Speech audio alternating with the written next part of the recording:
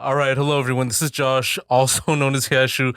We're just tuning into another episode of the TLOY Talks podcast. You can get this on all platforms: Spotify, Apple Podcasts, YouTube, Buzzsprout, much more. Definitely check out Patreon.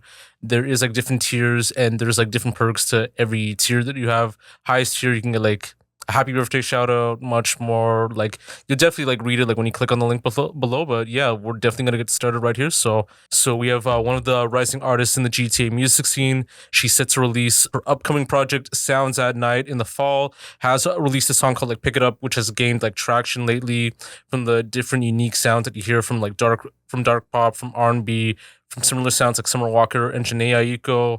We have Miss Ricky on the podcast today. How are you doing today? Hi, really good. How are you? I'm doing all right. Like when I listened to like Pick It Up, like I actually like rocked with the vibe too. Like I liked, like the lyricism and like the sound of the track. And then you also had like other stuff too, like Drive Through, A Dark Night, For the Ones Who Stayed, Am I Wrong, and like Crush and all that too. Mhm. I definitely like feel the sounds too. And like I noticed like there is like a lot of growth like within the first song to now and all that too. And like even like the two projects that you've had, I think, yeah, two or three, right? So Yeah. so like I noticed like there's like a lot of growth, like style, and as mentioned, there is like a lot of like influence of like Summer Walker, Janae Aiko, and we'll definitely discuss more. But I really enjoyed like how like the lyrics like break out, like the sounds and like even the production for it as well. So Thank you. I appreciate that a lot. for sure, I actually want to get it like started right now. So you grew up in Milton, correct? Correct. Yes. So what was like the environment of like the city like for you as a kid at the time?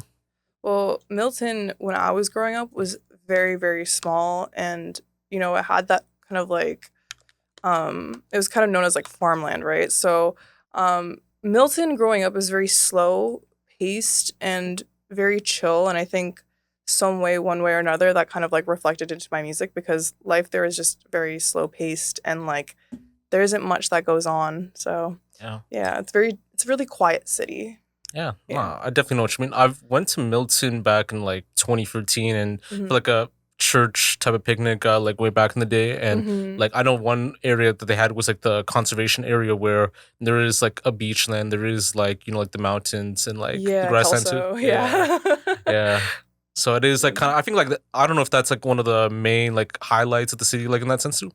I mean, I feel like a lot of like the nature walks and like the paths and like the escarpment, those are definitely, I guess, like the highlights of Milton itself. There's so much like nature and you're surrounded by it always. I think like also like even just like downtown, like Old Milton is also kind of a highlight too because it is very like, picturesque and like a cute old historic town. And so I think that also is like a little thing that people tend to like to go to. Yeah.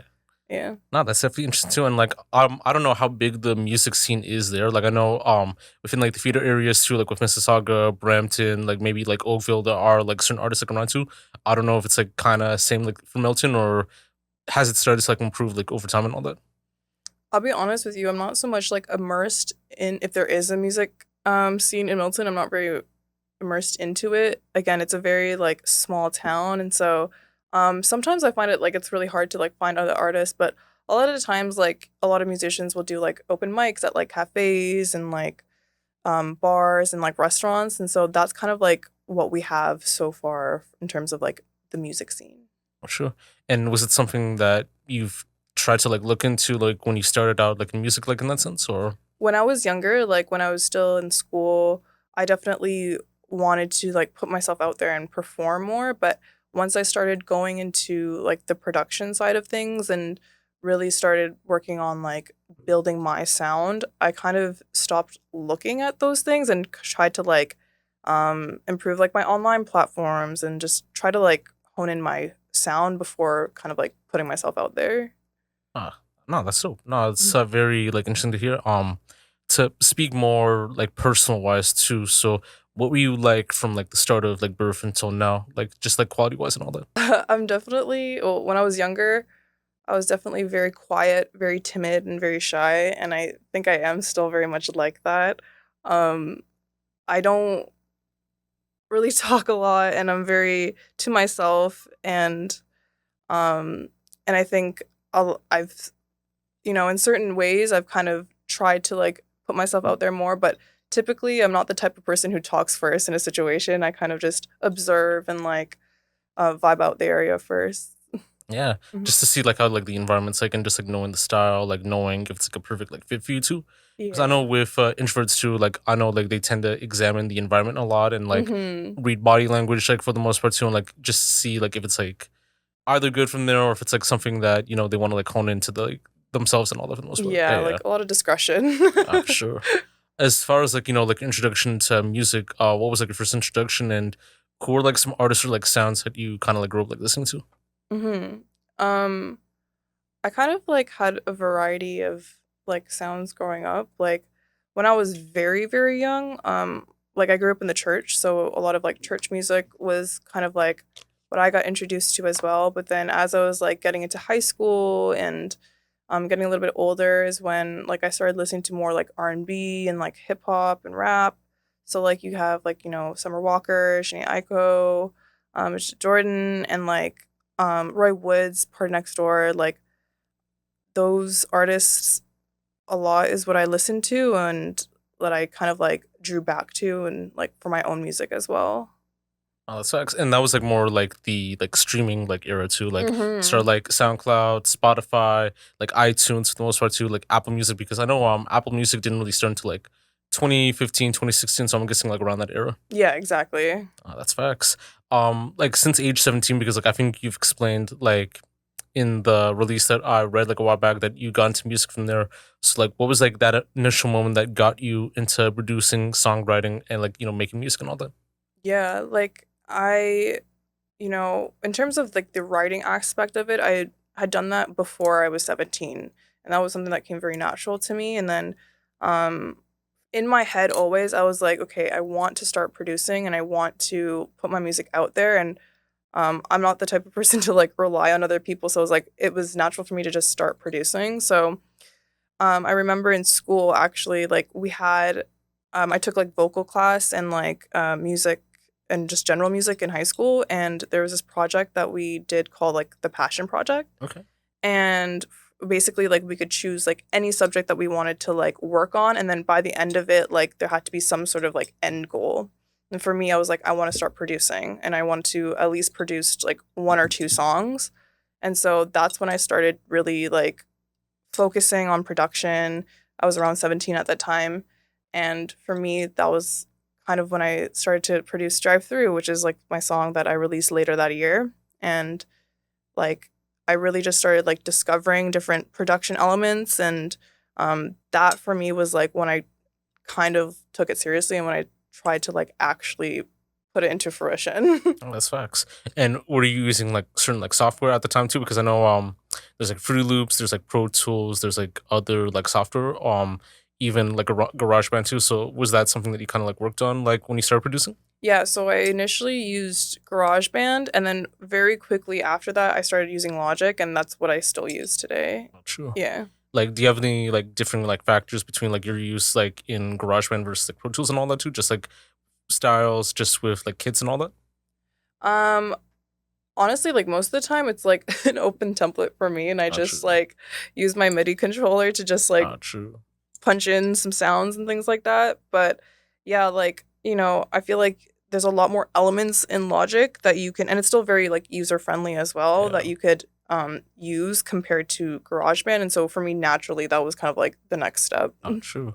Were there like any like instances like production wise too that kind of got into like the level of like producing and all that too? Because I know there's like Boy Wonder, 40 like on the Drake Majid Jordan side, and then there's like other like R&B acts like like Black Child and like Pharrell, Timbaland as well too. So In terms of like, I think my love for like production wise, like, Majid Jordan was like, them as an act was like, okay, I know I can like, make music and like for me that was like the inspiration like production wise. And then even when I like started like making music and producing it, like I really loved, you know creating atmosphere within music. And because I feel like you get a lot of imagery and that like, I find that really resonates with listeners more. And so that's something that I try to do and kind of like fell in love with as I was producing.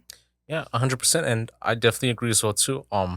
Like I know you said that you kind of like grew up like in the church and all that, like within the sense within like starting music and all that, and like there are like other factors like producing and all that. But have you had any other like musical like backgrounds and like histories from like family or friends? And like what inspired you to like even like kind of do this and like take it seriously? I don't come from a musical family at all. But when I was very, very young, like my mom bought me like when I say young, I mean like literally like 2 or 3 years old. And my mom bought me this like toy piano, and she like I would like have so much fun with it, and she saw that I had an inclination towards like the different sounds, and that like I could differentiate between the sounds. And so um, she always like put me in like music things as well. So like I did a lot of in school, I joined a lot of choirs, and I joined like band and things like that. And so I always loved music when I was young, and I never, as like delusional as it might sound, like I never wanted to let go of like being a musician because that is what I loved. And for me, it was very simple. And so um, I like started, my mom put me in piano lessons and vocal lessons. And so I do have like that classical background. And so I learned notation and like how to read music and like how to build chords and build songs that way. And then like my love and my passion just like grew even more. And then, it led me to release my first song in 2019. Yeah, no, it's amazing to hear. And like usually, like from what I've noticed, too, like artists that have been like like more musically trained from like school, from like other platforms too, from piano lessons, from any sort of thing too. I think they're more better at like analyzing music in different ways than like someone who kind of like started like music just like off the rip and all that too, because they Mm-hmm. kind of knew like the process on how to make a good song and like how to know like what like fits like the right melody, the right hook, the right style, cadence, production. Like with some Mm-hmm. artists too that kind of like start off too, like it is like a work in progress, like figure out and all that too, and like it takes time to kind of learn the setups, the systems, like everything else too, and like I Mm-hmm. think it kind of like changes the trajectory of artists who are musically trained versus like artists that started like when they first like initially like got into it. So Mm-hmm. yeah. Like your influences like stem from like late night drives with your brother, along with, as you mentioned, Summer Walker, Janae Aiko, Majid Jordan, and very interesting too, Melanie Martinez. So how did that change for you like musically, like in a sense, like when it comes to like your sound and such? Well, with those particular artists, like what I noticed about them is that um like I said before, like I love atmospheric music, and I feel like all of those artists really hone into that, and like they all have like a vibe to their music where when you listen to it, you're kind of like put in a different world almost, and that you are kind of, you're left to have your imagination go wild, and you're allowed to like, kind of like you kind of get this like vivid imagery. And so that for me is something that inspired me a lot, because I think that like that's kind of what makes like music very, very beautiful, and that like, it's not just like one thing.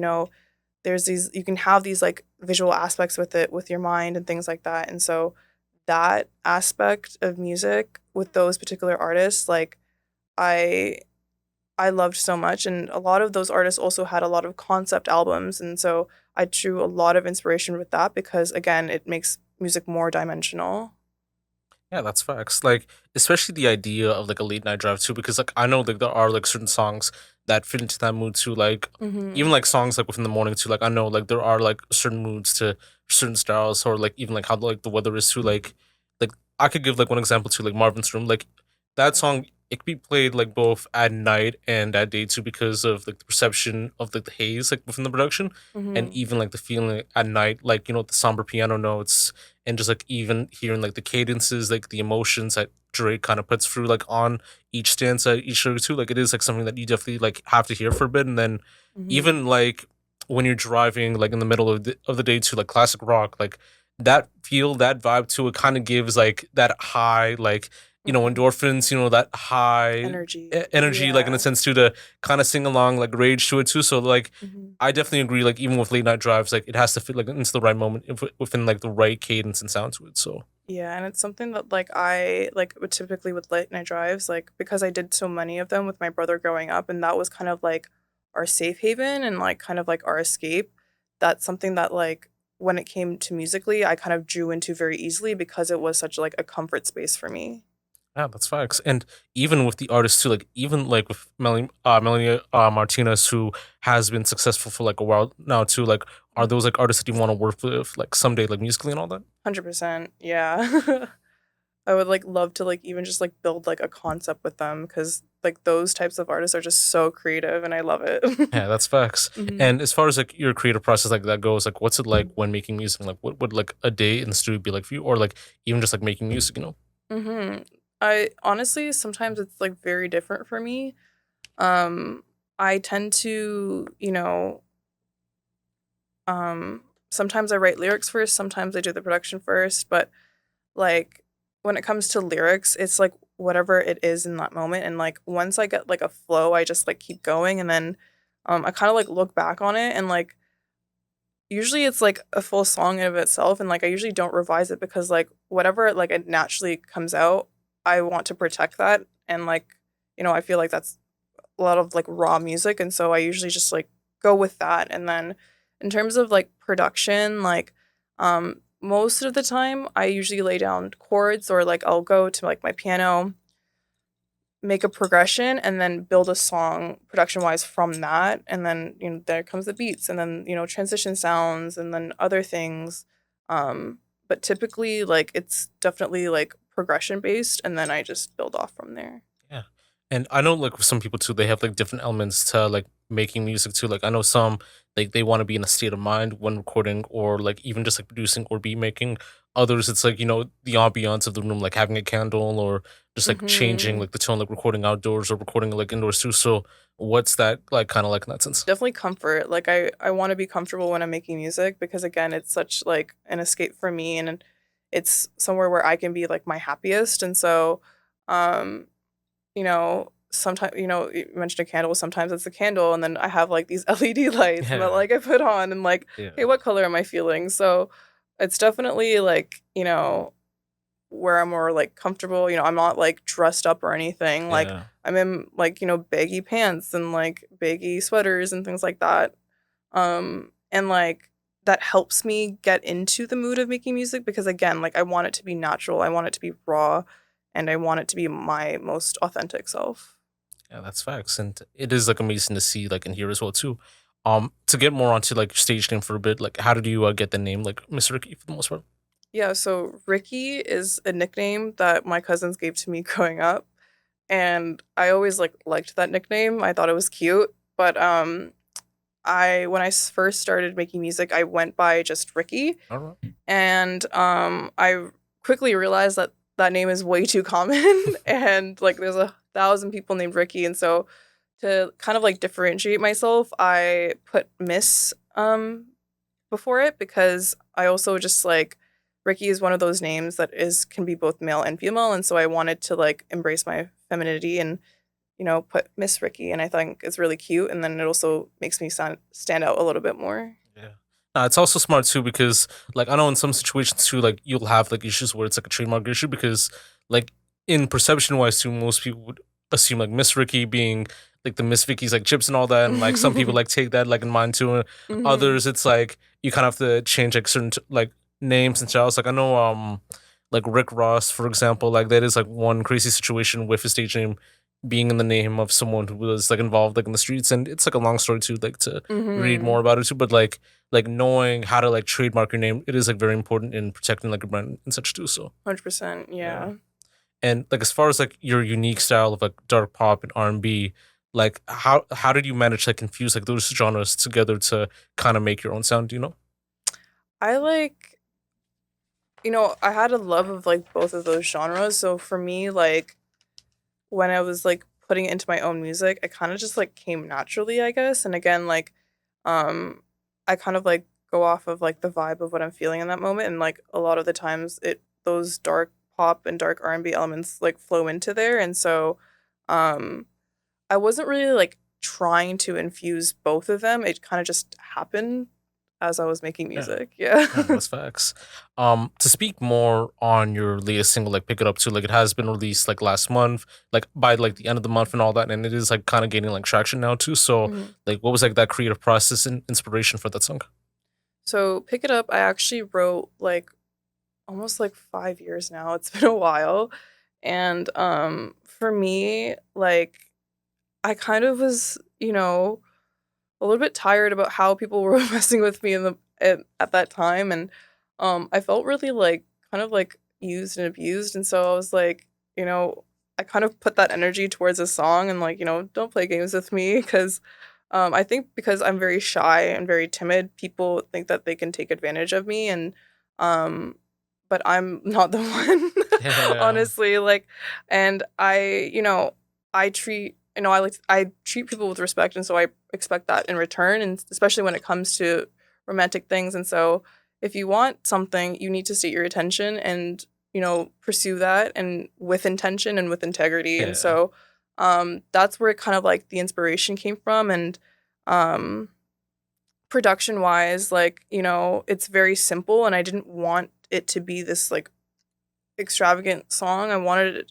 it to be chill because that is who I am as a person, but also I think the lyrics are pretty bold and so it kind of like balances out. Yeah, no, that's facts. It's like more so like coming correct and making sure like is this what you want or is this like not what you want to? Like it's either Hmm. like, come here or like pack light like in a way. So it is like Yeah. interesting as well too.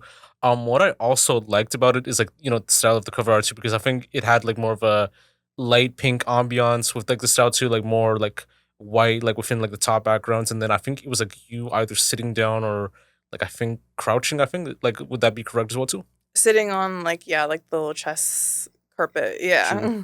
And like it is like interesting too because like your cover art has like, like a unique vibe from like, the first couple albums, like where like there's like a pink ambiance and then Hmm. also like the dark black style and all that too. So like tell me more about like your cover art process like when it comes to some of your stuff. Yeah. So with the Pick It Up cover specifically, I definitely wanted to tie elements from like my past artwork as well because I wanted everything to kind of like flow together and kind of like have a unique theme. But all of my artwork and my cover art and a lot of like my artist photos are taken by my best friend, Lauren, at Lauren Merdley Photography, and she's lovely. And because like we've known each other for a very, very long time, she also gets my process and understands Yeah. my vision. And so when it came to pick it up, I told her I wanted something very like whimsical. I wanted something that had like, a bit of playfulness to it, but still on brand with, the dark pop and the dark R&B and like what I've done in the past. And so a lot of the times like we actually like have Pinterest boards and like I'll put this is what I'm feeling or this is the vibe that I'm trying to go for and then practically she'll tell me what we can do and what is like feasible.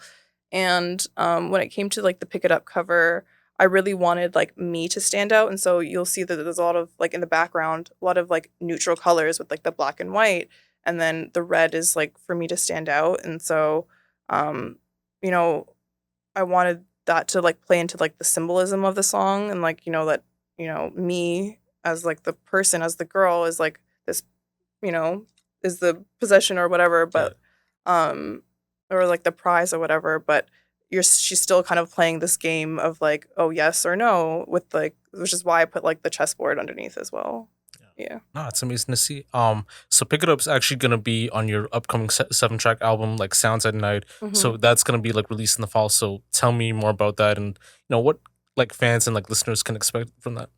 Yeah, so Sounds at Night is, like you said, a 7-song album that I created as like kind of like a journey into this world, into this romantic journey that we follow through. And so each song kind of goes into a stage and brings up different elements of things that you might feel, during, when you're discovering or in a romantic, relationship, there's insecurities and then there's like the boldness and then there's also the vulnerability and so each song kind of like takes you through the highs and lows of those emotions. So it's kind of like within like a sense too. It's kind of like more like a little bit of a boat ride too. Like I know like there's like these like scenes in like cartoons where these like two people like go on a boat ride where it's like a heart shaped like Valentine and it takes you for like the process of like love. So kind of Hmm. something like that for the most part. Yeah, exactly. Yeah. And like even within the development and like inspiration like beyond it too. So tell me more about that because I know you actually have like an interesting like story like more on that. Yeah, when it comes to like romance and relationships, like I think growing up I come from a very like dysfunctional household, and my parents ended up splitting, and so I kind of have this like I had this like skewed view on like romance and relationships, and so um a lot of those things that I was dealing with, a lot of the things that I talk about in the songs are like my own um insecurities and things that I had to go through as well. And so I talk a lot about like wanting love, but then also like not feeling adequate for it, and like wanting to be desired but like not fitting. What does it mean to be desired, and or how do I want to be desired? And so um and those are things that like I went through in my head, again, like seeing my parents argue all the time, and going through their stuff, like it definitely like took a toll on what I think love should be and what I want. And so that kind of was the inspiration for this project, and I wanted to create like a world where I can talk about those things more creatively, and so that's what Sounds at Night is. Yeah, that's facts. Mhm. Because it's like more so experience on like what you're seeing and all that too. Mhm. Seeing like the family lifestyle, seeing like school and all that too. Because Mhm. even in school too, you'll probably see like a couple like arguing or like showing love. So it like all depends like on the situation and how you tend to view it from your own experience too versus how others like tend to view it for the most part too. Mhm. Yeah, true. 100%. Like in your opinion, like in that sense too, because I've never really asked this, like what do you feel is like the best style of like song like love songs, like more like romantic like love songs too, or like more like breakup, like heartbreak type songs? Ooh, that's hard. Okay, I think definitely like more like the romance and like the like I guess like the lovey-dovey side, because Yeah. it's just they're more, I like it when like a love song is like super expressive and like super bold and like Yeah. very passionate. So definitely that side of Yeah, for it. sure.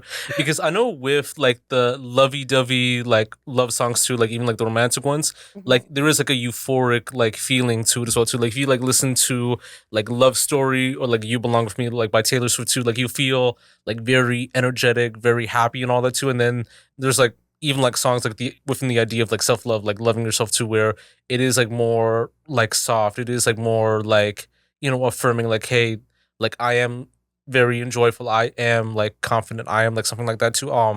Like I know Mary J. Blige had like a song called like Good Morning Gorgeous, which kind of has that, and Coil Ray had a song called like I think Self Love too, which they do kind of present those songs too.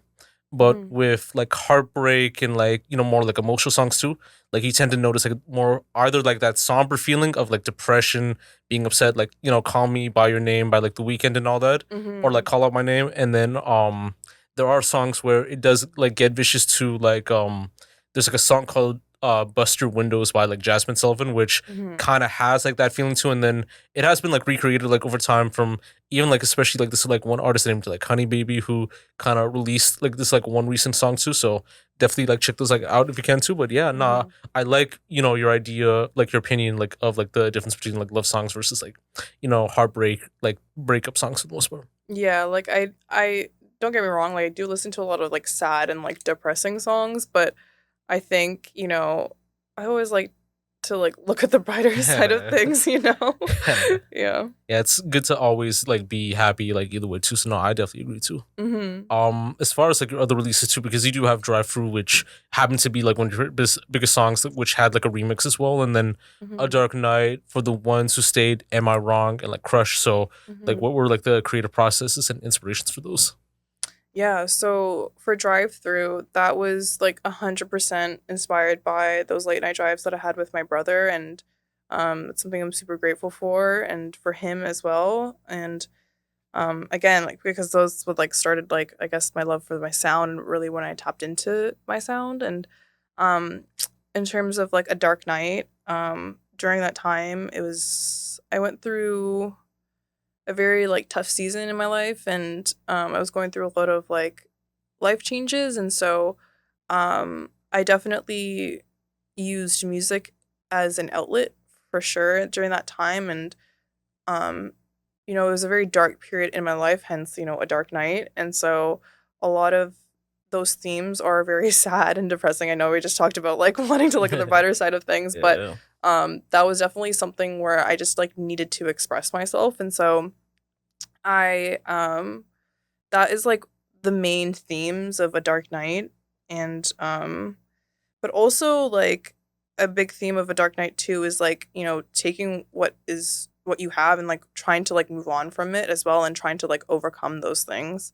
And Crush, which is also released in 2022, I definitely wanted to, you know, tap into the more romantic side and the bubbly side and like try something a little bit different. Because again, most of my music does have like a bit of that darker undertone to it. And so Crush is like something that I wanted to be like a pure like summer project and where it's like visually very like bouncy and very light and lighthearted.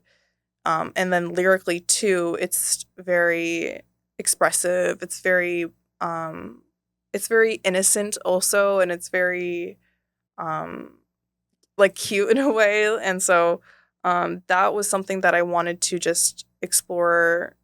I guess like the very hard pop side of things, and then for the ones who stayed is actually a bunch of like my old releases that I remastered and kind of like tweaked up a bit. And so I had like taken a whole bunch of songs out of like my streaming platforms, and then I had like a bunch of my friends text me like, "Why did you take this song out? Like I like this song so much." And so like I had so many people tell me that I was like, "Okay, well, I have to like put it back." And so what I did was I put them all in one project and remastered them, tweaked them a little bit, and then that's why it's for the ones who stayed, because those are the people who listened to my music back then and continue to grow with me now. Yeah, and it kind of like fosters like a community like in that sense too, to kind of Mhm. tap in with like people that enjoy like the certain styles of like the songs that you have too, and like Mhm. you know even like speak more on like their favorite song, their opinion, like the style and all that, like what they could like relate to. So no, it's amazing to hear and all that. You know, Mhm. Yeah. as far as like immersing yourself like within like the Toronto GTA like music industry too, like how did you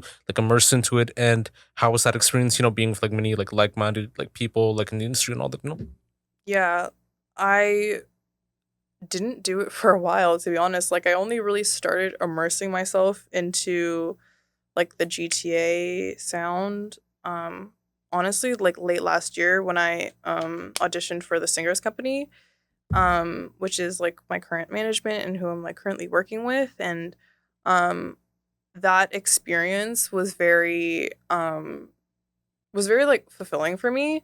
And like again, being with other like creative people that could like, you know, spark my creativity and like help me grow was very I just felt very like at peace and very and also like proud of myself too for like putting myself out there, because again, I'm not the type to usually do that. And so being with a lot of like-minded people and people who have experience in this industry, you know, it helps me to grow and I can, you know, learn more. And I'm very grateful for the experience because, you know, it helps me become a better artist by, you know, having those like-minded people around me.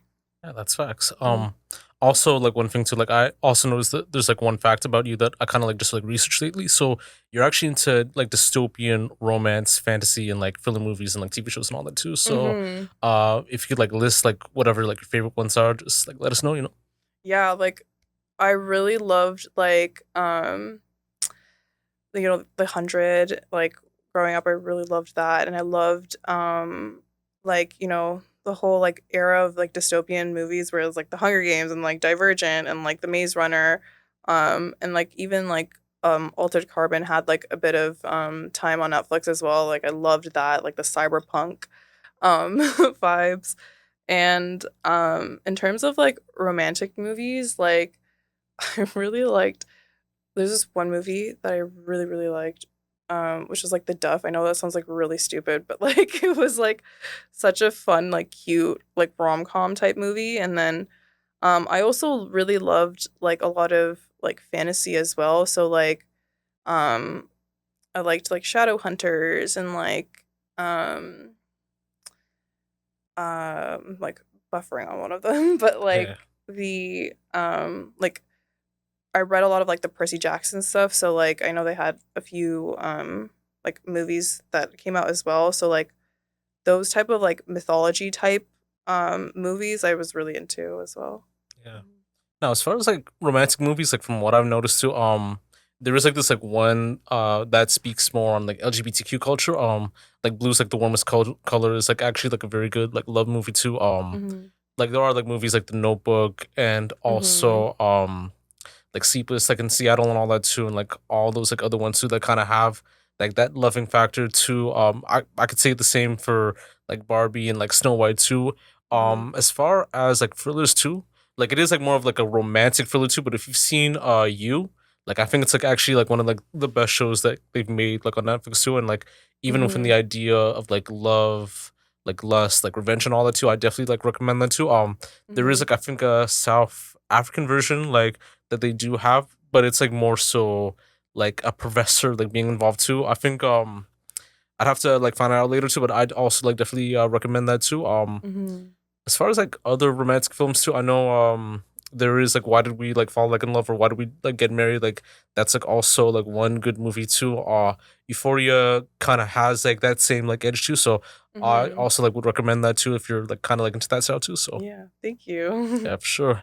And as far as like, food cuisines too, because there's like another fact about you from that. So like what are your favorite types of like food cuisines by the way?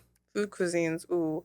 Okay, I have two really, really like main favorites. I really like East Asian cuisine and that like East Asian and like Southeast Asian. And then I also really love Middle Eastern cuisine. Okay. Yeah. True. So you're more so big on like the shawarmas, like kulfis, like that type of stuff and all that. Yeah, and like manaish and all those things and like the matable and I'm True. like butchering the enunciation, Yeah. but like I love just like the flavors of like the Middle East. Just very comforting. Sure. As far as like shawarma goes too, because I know like shawarma is like a big thing in like Toronto too. hmm Do you have a favorite like shawarma spot and all that? Oh, 100%. It's Sharma Al Zaim in Mississauga. Okay. Favorite. True. And Yeah. I guess they kind of so like how do they do like the shawarma too? Just like the basic standard like shawarma, or like more like the traditional stuff you see like on IG and all that with the molasses, like the fries, pickles, and like garlic sauce and all that. Yeah, so they have like the tahini, the garlic, and then the pickles and the turnips, pickled turnips as well. True. And you can ask for molasses as well, but I believe they're Syrian owned, and so they have like the Syrian authentic like Syrian shawarma, and they also have manish as well. Yeah. That's facts. I actually had like this like crazy like opinion like a while back too like regarding like shawarma too, but if you know like the platform like Shelby's like shawarma, which is like a very like fast food shawarma, Mhm. I think they kind of paved the way for making the traditional like style of shawarma too because Mhm. like Shelby's like kind of came out like 2021, 2022 from the social media marketing and then also the influx of stores like all over Toronto and Ontario too. But I think they kind of changed the way on like how shawarma should be made and all that too, because every other restaurant's like kind of taking that style too. Like I don't know if you like agree in that sense too, or if it's like something that has been kind of like made before and all that. I feel like um I feel like a lot of people are just like kind of like going back to like what they like had at home, right? Because like Yeah, there's so many like immigrants here in like the GTA, which is like yeah, so beautiful, and like I think they are just I think they had those spots. Like I think it's just more of like a mama papa, like very yeah, small things like that. And so, but I think as like social media grew, I think people just started learning more, and then those because like people were like leaning towards that more, you got those like popping up more and more, and then um you see that like a lot more common now, which yeah. is really, really cool. Yeah, that's facts. Mhm. Because like back then, it used to only be like a regular style of shawarma, to where it's just Mhm. tomatoes, like salad. You could put like spicy sauce, like tahini, like garlic sauce and all that too. And like I think Mhm. that's kind of like even like hummus too. Now it's like everyone's like doing the whole like fries, pickles, like chicken, like pomegranate molasses and all that too. And I think like a lot of people tend to debate on that if it's like mom and pop or like strictly like Shelby's and all that too. But Mhm. yeah, who knows, And as far as like East Asian goes, like I know with East Asian food, like pho is like very like popular and all that too, from like a lot of like restaurants too. There's like a mix between like Chinese, like Japanese and Korean that kind of do their own takes on certain stuff too, with ramen, with tite bokati or something like that too. I think that's like the Korean like pasta and all that. And then I know they have like the short rib thing, and then Chinese food they have the Hong Kong, Sichuan style and all that. So Mhm. yeah, like do you have like a favorite like kind of dish from the East Asian side? For like the Southeast Asian side, I do love like pho and um like a lot of like the like pho is Vietnamese, and then also really like Thai food as well, like the curries and things like that. And then in terms of like East Asia, I love like Japanese food. I love like ramen, and I love like the Japanese like barbecue as well. Yeah. Like the flavors from that are like so fire. I love them. Then even like sushi as well. And then I also like from like the Chinese side, I love like hot pot and like a lot of like the stir fry things like that. Okay. So like the beef and like the vegetables and yeah, I like love that as Yeah, no, well. that's facts. As Yeah. far as like even the Vietnamese side, what I could recommend, baos are actually like very good.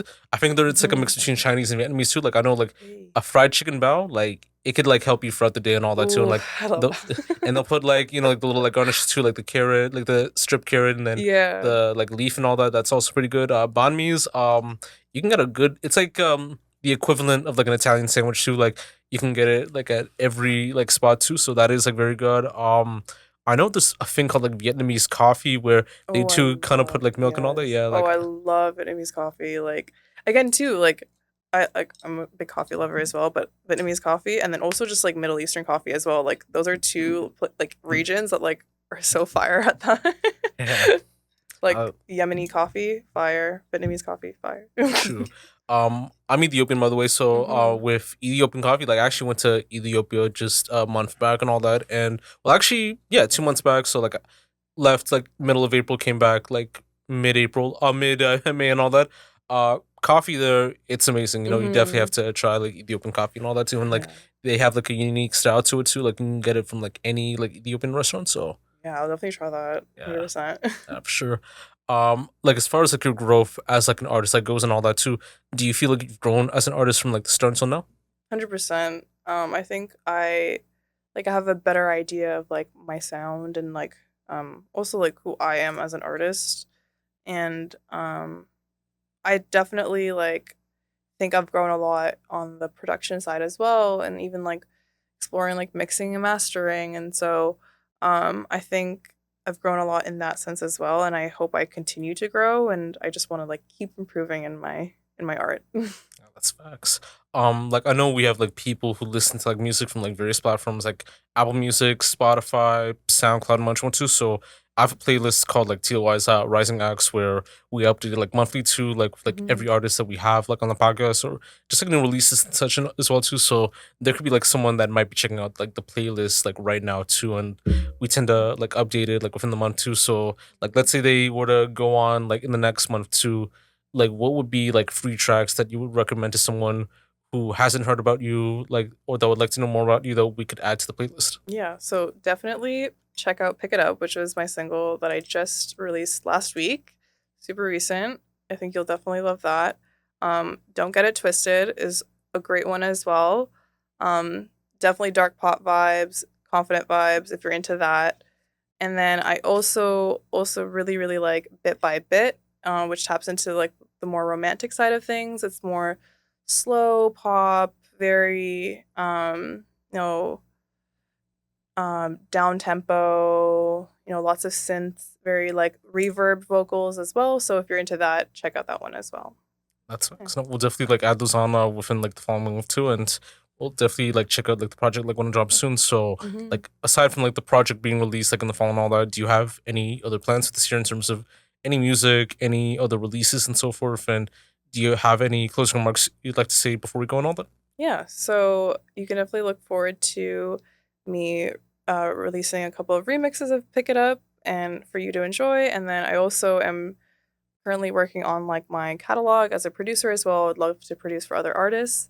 And if you want to know like more about me, you can follow my Instagram, which is at Ricky Mendez, and then all of my music is at Miss Ricky on all platforms. So That's good to know. Miss Ricky, was like definitely a pleasure like having on to get to know more about you, to get to know more about your sound too, and like we'll definitely like be in tune for like the project and like add that in like within like within like the month like it like release as well too, and like I wish like nothing but the best for you in terms of your growth, your artistry, and much more too, and like we'll definitely like see like either way too, like we might see you on the big stage, so either yes, way. I appreciate it. Thank you for having me. For sure. So this is Josh, also known as Yashu, another episode of the TLOY Talks podcast with Miss Ricky. You can definitely check out her stuff on Apple Music, Spotify, SoundCloud, wherever you get your music for the most part too. You can definitely check out this podcast on Spotify, Apple Podcasts, YouTube, Buzzsprout, much more.